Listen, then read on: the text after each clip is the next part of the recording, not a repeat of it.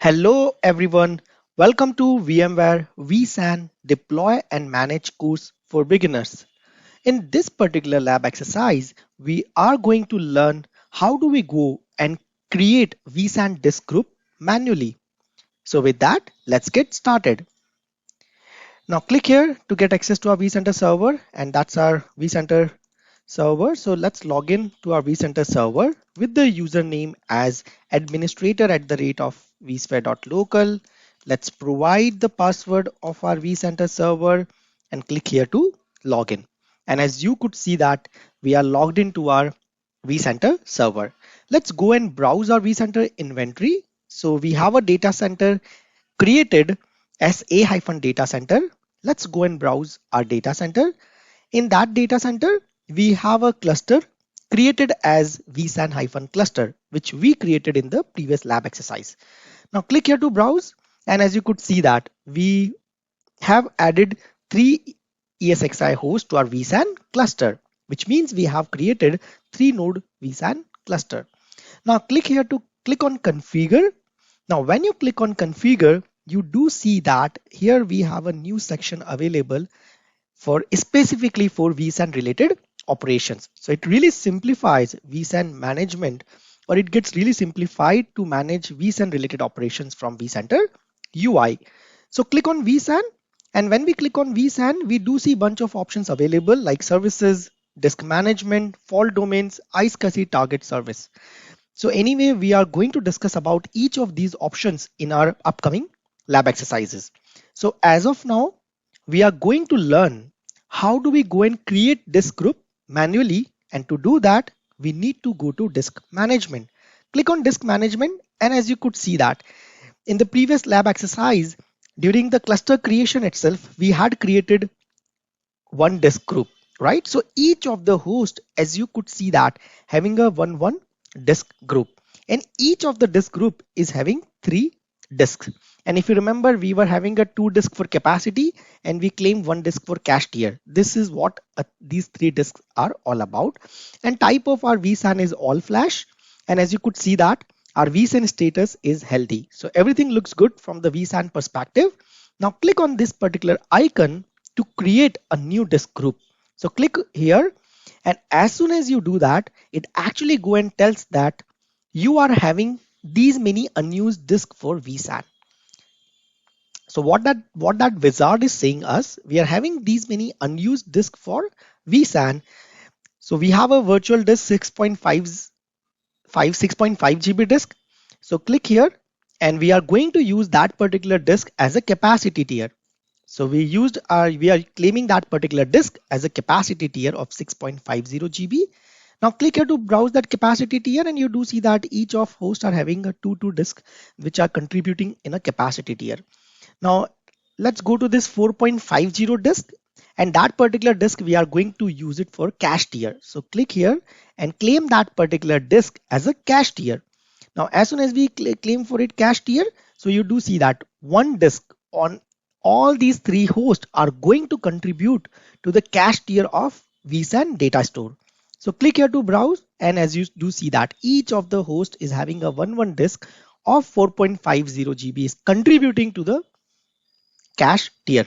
And you do see that claimed capacity got increased from 36 GB to 75 GB after adding these new capacity tier disk. Cache size, you do see that it was 12 GB now, but after adding this new capacity or new cache tier, the size of a cache got increased from 12 to 25.50 GB. And as you do see that unclaimed storage is zero point 0.0 bytes, which means that we don't have any unclaimed disk after this particular disk group. So we have claimed all of the disk present on each of the hosts for our vSAN data store. Click on OK to proceed. Click on the recent task, and as you do see that in the task pane, your disk group creation is in progress. And after disk group creation, adding a disk to the vSAN cluster. And finally, our disk group got created successfully. Now, as you do see that now each of the host is having a 2 disk group. As you could see that each of the host of our vSAN cluster is having a 2 disk group now. and each of the disk group is having a 3 disk. Now, if you want to get details about what all the disks are part of disk group 1 on that specific host and what all the disks are part of disk group 2 on that specific host, you just select the disk group, click here, and it gives you details about this particular disk. C0T1L0 is part of your cache tier and capacity tier. So you just click here and you get the pretty much a very good information about your disk on that specific host, which are actually part of cache tier or capacity tier. As you rightly see that C0T4L0 is actually cache tier, and C0T6 and C0T5L0 is actually part of capacity tier. So similarly, you click on SB ESXi01 host, and as you do see that, you can get the details of the host disk which are contributing in disk group 1 and disk group 2. So now let's go to the data stores, and as you could see that we have a vSAN data store created with the size of capacity of 74.91 GB. Click on that vSAN data store and it also gives you the total capacity of your vSAN storage, and a default policy is a vSAN default storage policy which is assigned to our vSAN data store. As soon as we create a vSAN data store, the default storage policy get applied to our data store.